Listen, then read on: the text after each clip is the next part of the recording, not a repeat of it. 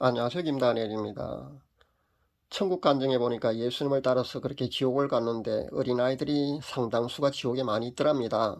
그래서 주님, 어린아이는 천국에 간다고 말씀하셨지 않습니까? 그런데 왜 이렇게 많은 어린아이들이 지옥에 와 있습니까? 그렇게 질문했더니만은 예수님께서 TV에 그 애니메이션 그 만화 영화를 본 것 때문이란다. 그렇게 말씀해 주시더라는 겁니다. 포켓몬이든 드래곤볼이든 아마 요즘 그 어떤 또 애니메이션 그 만화 영화가 있는지 전 그 TV를 보지 않기 때문에 잘 모릅니다만은 20살 정도 그 자녀를 가지고 있는 그 젊은 학부모님들은 아마 어린아이 20살만 정도면 TV 켜놓고 애니메이션을 보게 할 줄 압니다. 여러분 신중하셔야 됩니다. 그 애니메이션에는 사탄의 전술 전략이 숨어 있고요. 그러면 20살 때부터 벌써 사탄과의 그 연결시키는 것이 되기 때문에 여러분 신중하셔야 합니다. 그 때문에 제가 TV를 보지 말라고 그리 요구한 겁니다. 사탄의 도구가 된 지 이미 오래됐지 않습니까? TV 자체가. 그래서 TV의 드라마라든지 모든 오락이라든 그런 모든 끊으라고 제가 그렇게 요구를 하는 겁니다.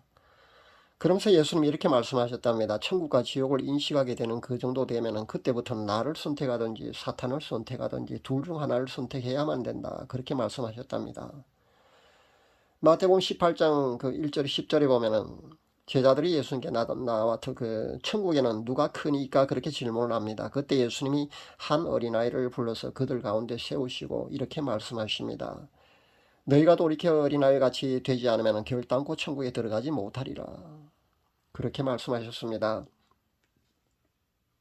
시중에 보니까 그 7세까지 어린이는 무조건 구원함을 받는다는 그런 이야기가 떠돌고 있더군요. 아마 상당수의 크리스찬들이 그렇게 인식하고 있는 것 같습니다. 이 견해가 나오기엔 배경이 아마 이 예수님이 직접 하신 이 본문 말입니다. 마태복음 18장 1절 10절 바로 이 본문이 아닌가 저는 생각해 봅니다. 이 본문을 근거로 7세까지는 휴거된다는 그런 견해가 널리 퍼져 있는 것 같습니다. 정말 7세까지는 무조건 휴거가 된다면 참 좋겠습니다.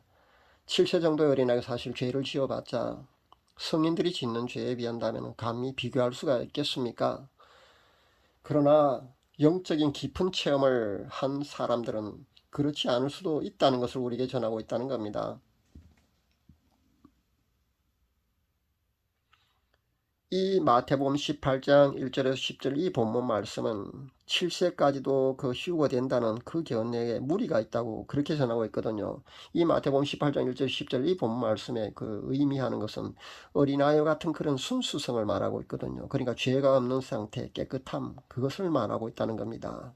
여기에 7세까지로 그렇게 못 바꿀 수 없다는 거죠. 그러니까 그 죄가 없이 깨끗한 상태를 말하는 것이니까 이와 통하는 그 다른 용어로는 성화라든가 거룩함, 정결함 이것과도 아마 통할 줄로 압니다. 그것으로 대체할 수도 있다고 봅니다. 그러니까 이 말씀은 그 구약 시대부터 그 변함없는 진리라는 것을 우리가 알아야 합니다. 그러니까 하나님 아버지 성부 하나님께서 구약 시대부터 이 거룩을 얼마나 강조하고 있는지 여러분 구약 성경을 읽어보면 잘 아실 줄로 압니다. 호렙산 그 떨기나무 불꽃 가운데서 모세에게 하나님께서 무엇이라고 그렇게 요구를 하십니까? 그 떨기나무 불꽃 가운데 나타나신 하나님은 모세한테 이렇게 말씀하십니다. 그곳은 거룩한 땅이니까 네 신발을 벗으라. 그렇게 명령하셨습니다. 하나님께서는 레위기에 보면 그 내가 거룩하니까 너희도 거룩하라고 우리에게 직접 거룩함으로의 추구를 그렇게 명령하시고 계시거든요. 그러니까 하나님께서는 지극히 거룩하신 분 아닙니까? 그러니까 하나님의 자녀인 우리는 그 하나님을 따라서 거룩해야 된다는 겁니다. 그러니까 천국에는 지극히 거룩하신 그 하나님이 계시기 때문에 하나님의 자녀인 우리도 거룩하지 않으면 그 천국에 들어갈 수 없다는 말씀이 되게 될 줄로 압니다. 예수님께서 직접 말씀하신 물과 성령으로 거듭나지 않으면 하나님의 나라에 들어갈 수 없다는 이 말씀도 거듭난 사람은 끊임없는 회개를 통해서 성화의 단계로 그렇게 나아가기 때문에 결국은 거듭남이란 이 성화 즉 거룩함으로 연결된다는 것을 우리에게 말씀해주고 있다는 겁니다. 히브리서 12장 그 14절에 보니까 거룩함을 좇으라 이것이 없이는 아무도 주를 보지 못하리라. 여기서 아무도 주를 보지 못한다는 이 말씀은 거룩함 없이는 천국에 아무도 들어가지 못한다는 이 말씀이 아니겠습니까? 우리가 예수님을 믿음으로 구원함을 받습니다. 타 종교에서 말하고 있는 그런 수련이라든가 마음 공부라든가 철저한 금욕생활 아니면 고행으로는 절대 구원함을 받을 수 없다는 겁니다. 예수님을 믿는 그 믿음 없이는, 다시 말씀드려서 예수님을 통하지 않고는 구원함을 받을 수가 없다는 겁니다. 이 진리 때문에 사실은 기독교가 타종교로부터, 세상 사람들로부터 크리스찬들은 그 공격과 비판을 받고 있습니다. 배타적이고 독선적이라고 그렇게 비판을 받습니다. 그러나 아무리 그런 욕과 비판이 제기된다고 해도 그것이 진리이기 때문에 타협하거나 허물어뜨릴 수 없다는 겁니다. 예전에 그 조용기 목사가 동국대학교 그 대학원생들 앞에서 강연할 때 참 애매한 말로 바르게 신앙생활을 하는 성도들의 그 공분을 산 것도 바로 이 부분입니다. 그러니까 조용기 목사가 동국대학교 대학원생들 앞에서 타종교에서도, 그러니까 불교에도 구원함이 있을 수 있다고 그렇게 견해를 피력했거든요. 나중에 아니라고 제가 해명하는 그 동영상을 잠시 보았는데요. 참 씁쓸했습니다. 차라리 그 자리에 가지 않았더라면 좋았을 텐데 말입니다. 현재 행해지고 있는 그 한국교회 배도도 사실 똑같거든요. 많은 목회자들이 그렇게 주장을 합니다. 그들과 연합이 아니라고요. 교류일 뿐이라고 그렇게 우기고 있죠. 그러니까 친선 정도 그냥 교류하고 있다, 이 정도로 그렇게 항변을 합니다. 배도가 아니라 에큐메니칼 운동일 뿐이라고 그렇게 항변을 하더군요. 그런데요, 지금의 이 모습이 조금 있으면 천주교 주도하에 모든 종교와 그리고 공산주의와 같은 그런 이념과 사상이 하나로 뭉치고 합해서 결국은 종교 통합을 이룬다는 겁니다. 그때 가서야 종교 통합이 완성되는 것이지만, 그때 가서야 정체가 확실히 드러나는 것이지만, 분명히 지금의 이 상태도 분명히 배도라는 것을 우리가 확실히 알아야 합니다. 진리는 이것도 옳고 저것도 옳은 것이 절대 아닙니다. 독선적이고 배타적이라고 손가락질을 받고 욕한다고 해도 진리는 진리이기 때문에 타협할 수가 없다는 것을 분명히 알아야 합니다. 어떻게 이야기를 하다 보니까 조금 엇길로 나가버렸습니다. 다시 원위치로 돌아가겠습니다. 우리가 믿음으로 구원함을 받습니다. 내가 잘나서가 아니고요, 내가 선해서가 아니라 하나님의 은혜입니다. 반드시 예수님의 피로 정결케 되는 그 믿음으로 구원함을 받는 것이 맞습니다. 예수님의 피로 죄사함을 받고 정결케 되어서 구원함을 받는다는 그 말씀입니다.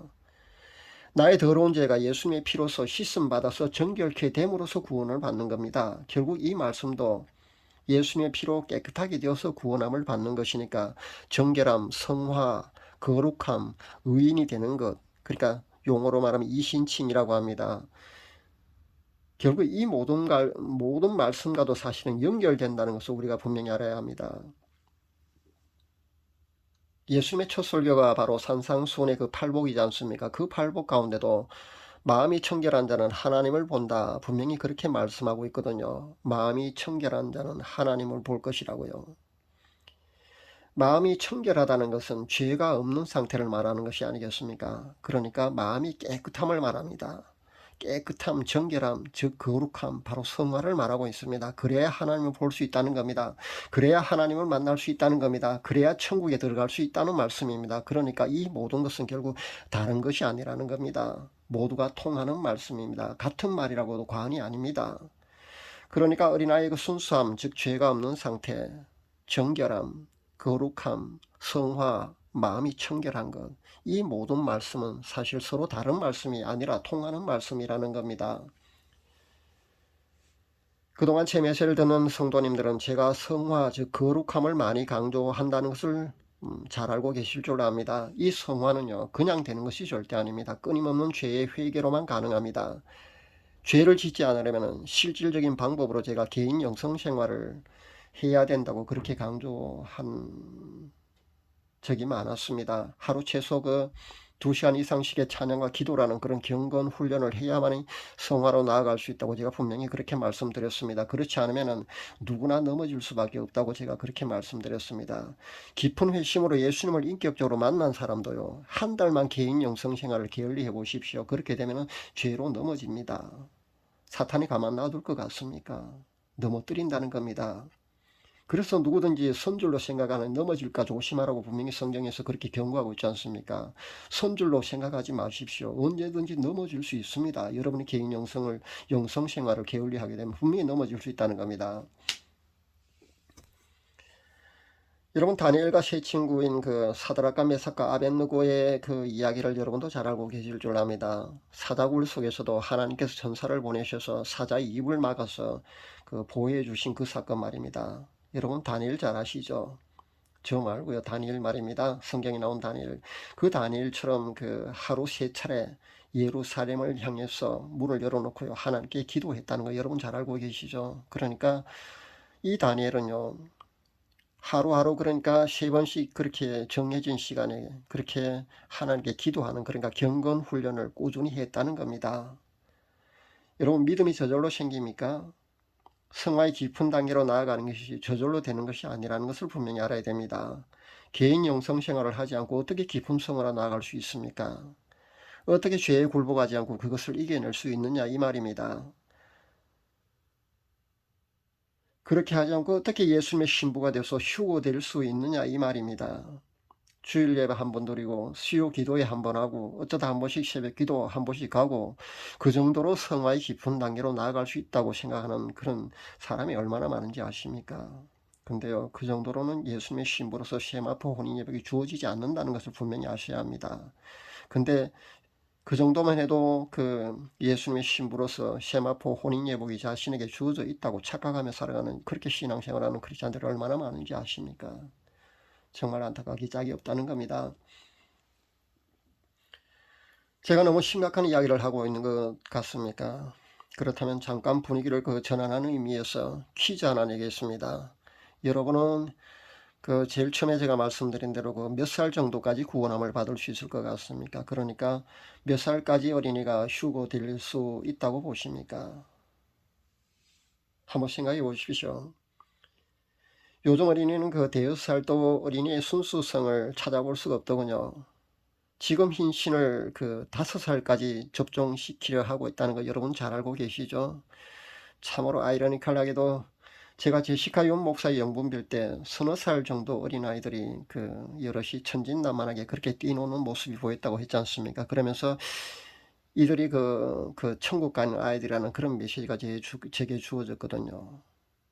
제 개인적인 견해로는 아마 서너 살 정도까지는 몰라도 대여섯 살부터는 아마 그 휴거된다고 무조건 휴거된다고 장담하기가 아마 어렵지 않을까 저는 그렇게 생각해 봅니다. 물론 대여섯 살뿐만 아니라 한 7살까지도 모두가 휴거되었으면 좋겠지만은 아마 그 제 견해로는 아마 어렵지 않을까 그렇게 생각해 봅니다. 문제는 그 아이러니컬하게도 지금 그 흰신을 5세까지 그렇게 접종시키는 것도 그 희한하게 여기와 그 공통점이 있다는 겁니다. 그죠? 참 재미있습니다. 오늘은 그 어린아이와 같지 않으면 천국에 들어갈 수 없다는 이 말씀과 회개로 인한 그 정결함 그리고 성화, 거룩함 이 모든 말씀들이 사실은 다르지 않다는 말씀을 여러분께 들었습니다. 그래서 제가 늘 간절히 외치는 말씀이 바로 이겁니다. 거룩함 즉 성화로 나아가야 된다. 바로 이겁니다. 그러려면은 회개의 생활화가 되어야 되고요. 예수님과의 그 인격적인 만남, 즉 거듭남 그 이후에도 더 이상 넘어지지 않으려면 죄에 굴복하지 않으려면 개인 영성 생활을 해야 된다는 겁니다. 그렇게 개인 영성 생활을 제가 강조를 하는 겁니다. 그래야만 예수님의 신부로서 세마포 혼인 예복을 받을 수 있고요. 그래야만 휴거될 수 있다고 제가 말씀드리는 겁니다. 기도하면서 제가 깊은 깨달은 말씀을 사실 오늘 이렇게 나누어 봅니다. 제 사명은요, 한 사람이라도, 한 명이라도 더, 그러니까 휴거 신부 또는 순교자를 더 배출시키는 겁니다. 마지막 시대를 살아가는 저와 여러분 모두가 휴거 신부가 되어야 합니다. 휴거 신부가 아니면 최소한 순교자라도 꼭 되어야 될 줄 압니다. 이 메시지를 듣는 모두가 그 주인공이 되었으면 좋겠습니다. 감사합니다.